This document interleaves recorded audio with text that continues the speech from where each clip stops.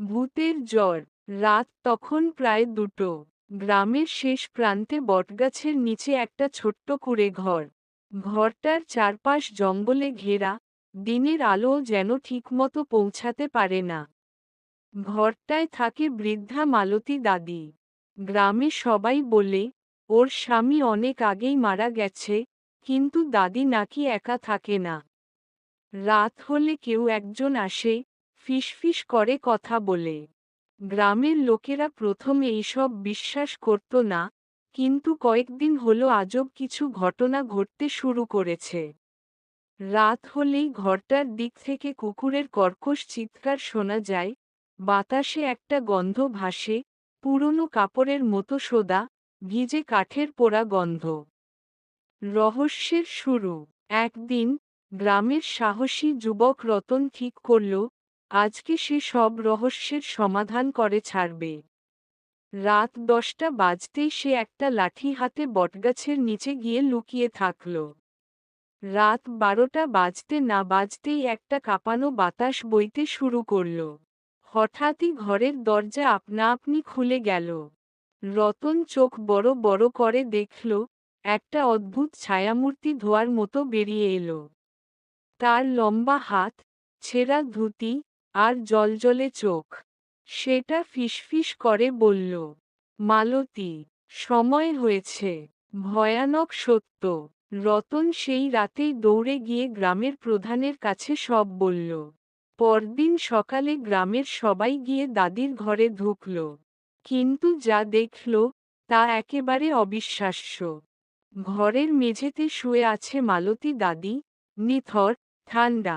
আর তার মুখে একটা চাপা হাসি। যেন সে কারো সঙ্গে দেখা করে এসেছে, কিংবা কোথাও চলে গেছে। ঘরের এক কোণায় পুরনো এক কাগজ পাওয়া গেল, তাতে লেখা, আমি আর জ্বর আলাদা নই। বছর 50 আগে ওকে আমি ফেলে এসেছিলাম, আজও এসেছে আমাকে নিতে। গ্রামের বৃদ্ধরা বুঝতে পারল, জ্বর কে? সে ছিল দাদির মৃত স্বামী, যাকে দাদি একসময় বিশ্বাসঘাতকতা করে পরিত্যাগ করেছিল।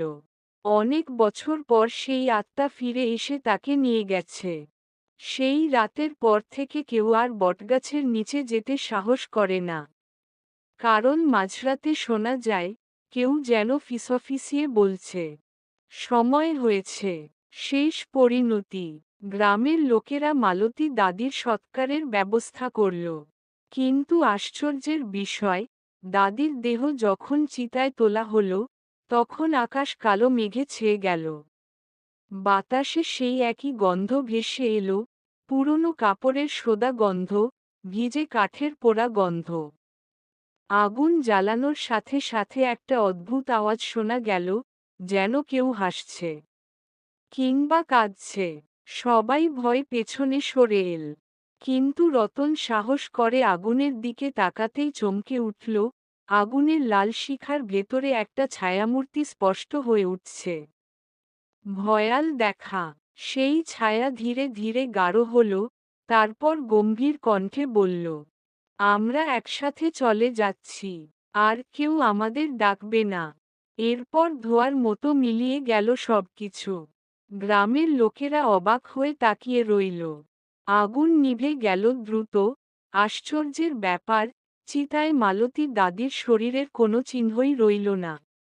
সেই রাত থেকে গ্রামে আর কোনো অশরীরী আওয়াজ শোনা যায়নি। বটগাছের নিচে আর কেউ কুকুরের চিৎকার শুনতে পায়নি, বাতাসেও আর কোনো অদ্ভুত গন্ধ ভাসে না। তবে একটা গল্প ছড়িয়ে গেল, ভূতেরও হয় জ্বর, সময় হলে তাদেরও চলে যেতে হয়, ঠিক আমাদের মতোই।